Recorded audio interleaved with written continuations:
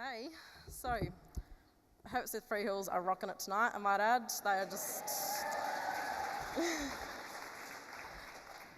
So I'd like to start by acknowledging the land on which we meet and pay my respects to elders both past and present. I am Ashleigh Lindsay, and I am an intern at Herbert Smith Free Hills. But I hope everyone is enjoying their night tonight and all the amazing speeches that I now have to follow. When I was writing this speech, it amazed me about how much I have achieved in my short 20 years of life. I could probably write a biography already. This speech only covers the surface of my journey so far. I am a Bardi and Torres Strait Islander woman. My Bardi mob are from One Arm Point, located in the Kimberleys, north of Western Australia. My Torres Strait Islander mob were part of the stolen generation, and we are currently trying to draw those connections now. But more importantly, I'm 20 years old, and I have a 5-year-old son named Sean. So as you do a quick calculation in your head, for those of you who are good at math, I gave birth to him at 15. Young? I know. But this is where my journey begins. My son is my determination and motivation for success. The story that led me to being such a young mother began in Geraldton. I was a goody two-shoes in primary school, but as soon as I hit high school, everything went downhill. I was scolded by police a lot, I hardly attended school, and even if I did, I made my teacher's life hell. I was always either getting suspended, have in-school suspension, or being sent home for the day. When I was 14, there was a major change in my family. My dad, he thought it would be a great idea to cheat on my mother with a psycho-drugged woman. Things got incredibly messy, but I'll spare you of those details. During this part of my journey, there was a turning point. This was when my mother took me to the doctors on a Tuesday to prevent pregnancy.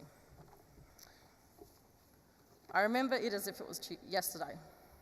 My mum and I were leaning on a counter, and to the right of me, there was a sticky note, and it had the drug psycho woman's name written on it, in pen. I showed it to my mother, and we looked at each other. And I just got this sick feeling in my gut. And then the next part was like a movie scene. The door to the right opened, and I looked, and it was her. And as soon as she noticed it was us, she yelled abuse in my mother's face, and it got really heated. My mum stood there and did nothing. And I was a size 8, 14-year-old girl. I stood to the side of my mother with my fist clenched, ready to react if this woman touched my mum.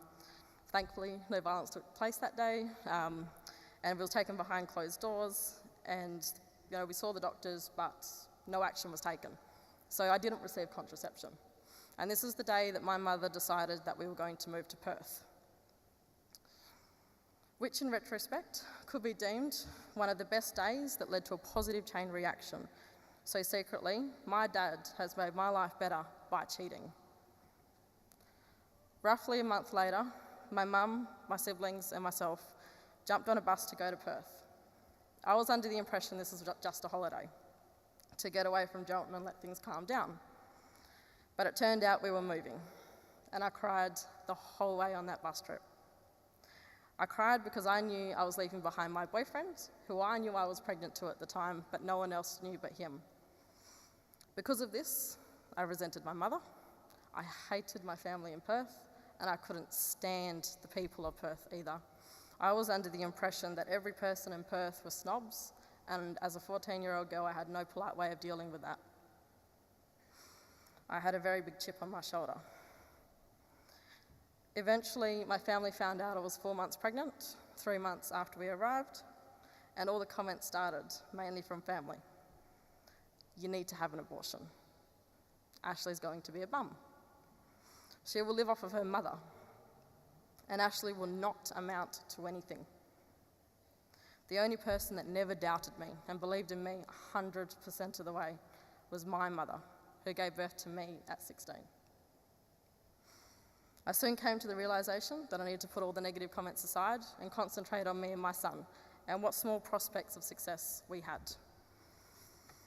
5 months after I gave birth, I went back to school. And all I could think about was that I didn't want to be a bum. I didn't want to live off of Centrelink and my mother. And as much as I love and respect my mum, I didn't want her life. Going back to school was very difficult. I was 15 years old. I matured a little bit, but I still had a chip on my shoulder. I couldn't stand the students. I couldn't stand the environment of school. I didn't fit in anywhere. No one had interests with me, the same interests. There was no Aboriginal students there that understood me culturally. On top of this, I was still with my son's father. He didn't even want me to go to school, and he didn't want me to do homework, and I was only in year 10 at the time. I knew I had to get rid of him, and I tried, through reasoning with him, trying to explain to him it just wasn't working. But he didn't take to this too well, and he informed me that the only way I was going to get rid of him was by calling the police. So I had to stay in that relationship for just under a year more, before he gave me a legitimate reason to call the police. And that was the first and last time he laid a hand on me. During this major event, I had my mind set on one thing, my son, and what that meant for me. I knew I had to put up with school for him. I knew I had to get rid of his father for him. I had to hold my head high and push through all the negativity. I was trying to better myself, and generally people will see this and be very supportive. But I still had teachers at school giving me the odd looks, indicating that they didn't really have faith in me. And this hurt a lot. And it made me question my ability to do year 11 and 12. But again, I looked at my son, and I knew I had to do it for him. I passed year 11 and 12, at successfully achieving the ATAR score I needed to get into law. And I got a scholarship that guaranteed me a position in the law school at Murdoch University. Finally, people started to believe in me. As a teen mum, I used to tell people I wanted to be a lawyer, and they looked at me funny, with a fake smile and even faker words of encouragement. I can now smile and hold my head high and tell them I'm nearly there. And now I get to stand here in front of 1,400 people and tell you that I've just completed my second year of law with a distinction average.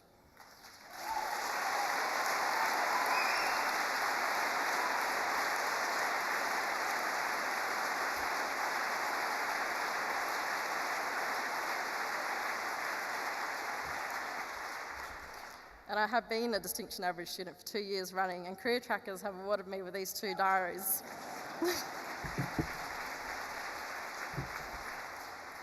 To be completely honest, my motivation for getting a distinction average was to receive one of these.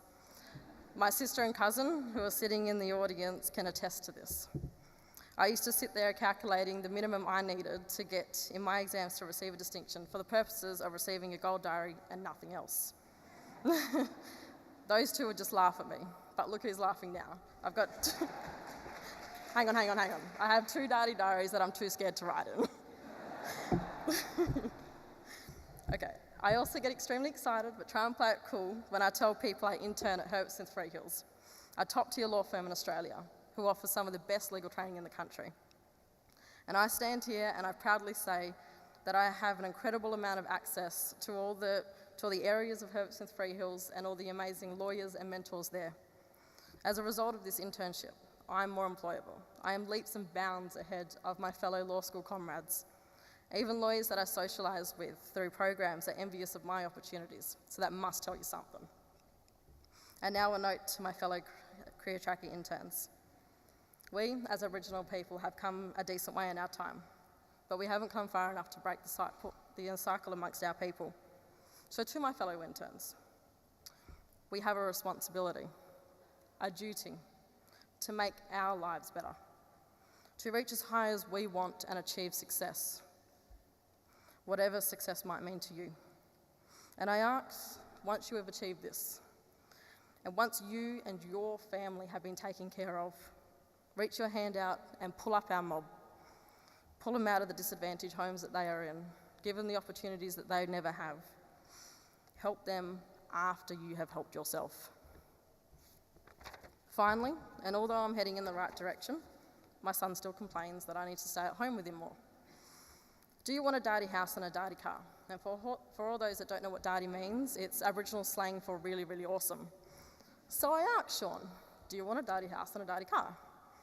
And his excited response is yes. Yeah, of course I do. Well, I say, look, Sean, if you want a daddy house and a daddy car, then mummy needs to study so I can get a deadly job and I can afford to buy a daddy house and a daddy car. I think he's happy with this. But now he constantly asks me when I'm going to get the daddy house and daddy car.